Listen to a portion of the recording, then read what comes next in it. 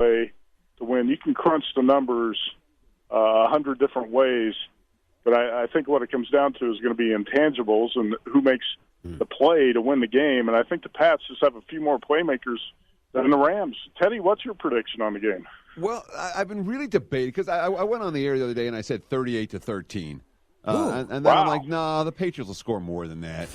So I'm going to go. It's like I was debating 34-23, 38-23. I think LA wins by a couple of scores. I mean, this whole narrative like, oh, you can't beat Brady. I seem to remember a Super Bowl last year that somebody beat Brady. I seem to remember a Super Bowl before that, the Patriots were down 28-3, and I know they won the game with a different offensive game plan for Atlanta. The narrative changes on that completely. And then we're talking about Malcolm Butler making an interception and Brady getting credit for that. I mean, New England could easily be 0-5 in their last 5 Super Bowls. They're not. They're 2-3. But this narrative, like you can't bet against Brady and they always find a way. In the AFC they do. Not in the big game. When I look at this also, a couple weeks ago, I'll say 3 weeks ago, I really, really liked the Patriots against the Chargers. And a lot of people were just jumping on that Chargers bandwagon like crazy because the Patriots, they were done. It was over for them. They didn't have – Chargers had a more talented roster. Patriots are old and slow, blah, blah, blah. Pats were in a great spot in that game with the Chargers going back-to-back weeks to the East Coast, early start time and everything. The Chargers have faced the week before had faced Lamar Jackson, and now you're facing a totally different offense than what the Pats put out there with Brady, and they pounced on him. There was no contest. I was more impressed with what the Pats did last week, or 2 weeks ago. If Brady does not throw an end zone interception in the first half, the Pats are up on the Chiefs 21-0 at halftime. The Chiefs and the Rams, to me, are very similar teams, and that's why I have a hard time seeing the Rams blowing out the Pats in a game like this when the Pats just went to Kansas City and essentially dominated a team with, I believe, a much better quarterback in Patrick Mahomes. So I think a lot of people wrote off the Pats a little bit too soon, and I think they'll find a way to win a close game. Let's put it that way. Dave, what are your thoughts? Pretty much the same. The thing of it is, and I do believe in that magic intangible, because I think even without Cooper Kupp, I think the Rams actually have a little more overall talent than the Patriots do. But the Patriots do sometimes they don't even find a way. It's just being on the field when the other team finds a way to screw it up, like the Seahawks did 4 years ago, and like the Falcons did 2 years ago, where they completely just blew the game. And the Patriots just happen to be the lucky recipients of that. It just rarely happens that somebody catches the ball on top of their helmet to beat the Patriots, which is what happened 5 years ago, or 5 Super Bowls back where they actually lost to the Giants. So, Teddy, I think that I know it's not something you can really quantify, but there is something magic about this football franchise. But let me ask you this, though, because we always talk about not overreacting to what we saw last. And what we saw last was, New England played a pretty good game, They played a heck of a game. Exactly. And L.A. didn't. So we saw, obviously Brady threw an end zone pick. They got stuffed on 4th and 1, which, never happens to New England. So there were a couple of opportunities that they squandered in that contest. But I don't think the Patriots could play a whole lot better than they did. And the team that I just saw gave up 31 points and a half to Kansas City, and Brady threw 3 picks, one of which didn't count. And that's the best they can play. So, and I know LA's got a better game in them than the one we saw against the Saints. Right. And defensively, I thought they played really well against New Orleans. Just for the sake of argument, I thought they played way better against the Chargers than they did against the Chiefs. I thought that was the best I've seen the Patriots look this year. They killed the Chargers in that game. But Matt even called it as being the mother of all bad spots for the Chargers, which it was, and it showed. Yeah, it's interesting because I think Teddy's right on with what he says about the Pats and the Super Bowls, because your perception and reality a little bit different there. If you look at it, the Pats could easily be 3-5 in Super Bowls under Brady and Belichick, and we could be sitting here talking about how they haven't won a Super Bowl since 2005 because they should have lost to the Falcons, they should have lost to the Seahawks, but they find a way to win those close games, just capitalize on opponents' mistakes. It's interesting. I thought Jared Goff actually played a hell of a game in the Superdome. Really tough environment a couple weeks ago, but I thought the Rams Also, really offensively, especially peaked somewhere around Thanksgiving, about the same time the Saints and the Chiefs had kind of peaked offensively. And about I the don't same think there's time the same Cup got explosive offense. And really, when I look at the Patriots, Dave, the last point I'll make is that I think they're playing their best football here in the past month, and that offensive line's played at a really high level. Brady's getting rid of the ball quickly. I think they got some matchups with the receiving targets, especially Gronk and James White, they can take advantage of in this game. And Brady, don't forget, has not been touched. He has not been sacked in 2 playoff games now. He didn't even get his uniform dirty in the Kansas City game, literally. I mean, he walked up the field with the uniform looking exactly the same as it did before the game started. Which is why Bob Sutton doesn't have a job. He did a heck of a job at Army. Oh, no, wait, he didn't actually. All right, so we're on the same.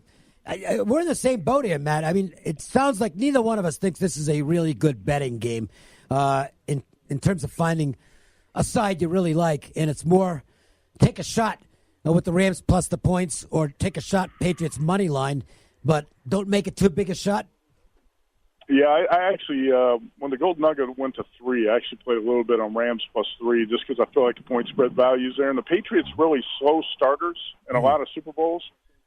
Actually, as you guys have probably documented, they went scoreless in the first quarter in 7 straight Super Bowls and got a field goal in the first quarter last year. I'll do a majority of my betting on this on in-game live wagering. You know, we obsess a lot of times over these pregame numbers, 2.5 or 3 or whatever.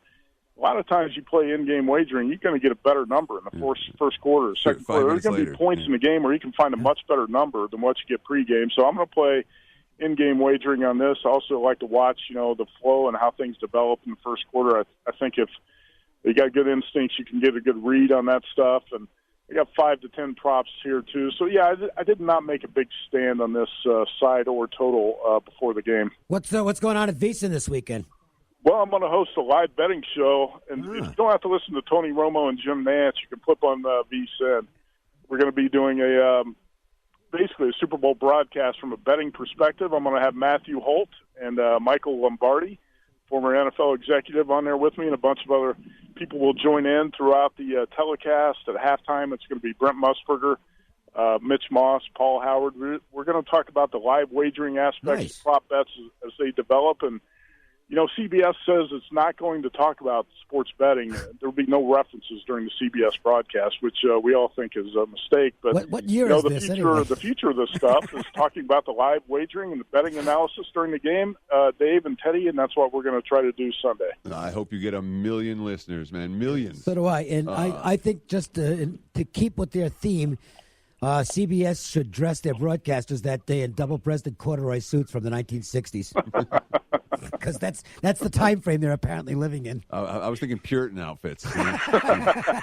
Good. But then they'd be criticized for being New England fans. Yeah, so. well, I like that. Very good, Teddy. All right, Matt, I'll see you over the weekend. I probably won't see you over the weekend, but have a good one, and I'll be listening to you over the weekend. Okay, you bet. Thanks, guys. Matt Youmans, VSiN, good stuff. I do love that approach. If you're into the gambling aspects, there you go. Check them out during the game because they're going to have some really great information. And why CBS is ignoring the gambling aspects, especially since this is kind of a different year than it's been in the past, is just that's mind-boggling. Jim Nantz is Jim Nantz, and he always will be.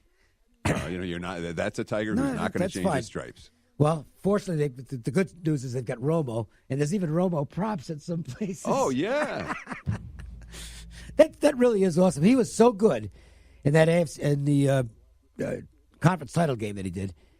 It was just amazing. Well, the fact that he was calling out the Patriots plays before they were snapped for what, like every play, at least a half dozen times. Amazing. And the Chiefs' defense didn't seem to recognize those plays. Pretty good stuff at the level that Romo did. Quick break. We'll come back with our Wager Talk Marquee matchup. Golden Knights back in action tonight. The Las Vegas Sportsline. Work. What's hot today? It's time for the Wager Talk Marquee Matchup of the Night. WagerTalk.com. Start winning now. Okay. Let's look at the Golden Knights. They're back in action tonight at Carolina. Seems like forever since they played because of the lengthy All-Star break. And then their bye week, their mandatory bye week was in there as well. Same story for the Carolina Hurricanes, though. A big surprise in this game tonight, Teddy, is that Fleury will not be in goal for the Golden Knights. He's going to get an extra day off, and Maxime Lagacé will be in goal for the first time this season. Yeah, last year when they went to Raleigh, Vegas 5-1 victors. They smacked them pretty good. And, a team that didn't go into the break playing their best hockey. 2 straight losses. 4 out of 6. Yeah. When we think about how good Vegas has been for extended stretches in December and into January, that pre-All-Star break / bye week run was their worst stretch since the beginning of the season. It was, and I think if you ask anybody on the team, they will tell you that, boy, we should have won those last 2 home games. They were ahead in both games and could not hold the lead in those games and got out of there with a loss. Carolina's been coming on, getting stronger, but the Golden Knights are still the better team here. I would lean Vegas here. I did not play the game. Not crazy about taking teams off these really extended breaks. The rust does show up early on, but at least there's no disadvantage for the Golden Knights here, Teddy, because the other team's also coming out of their break, so they've been off an equal amount of time. It indicates to me it could be sloppy early, and in that case, it's just kind of a little bit. You're either lucky or you're not in the first period of the game.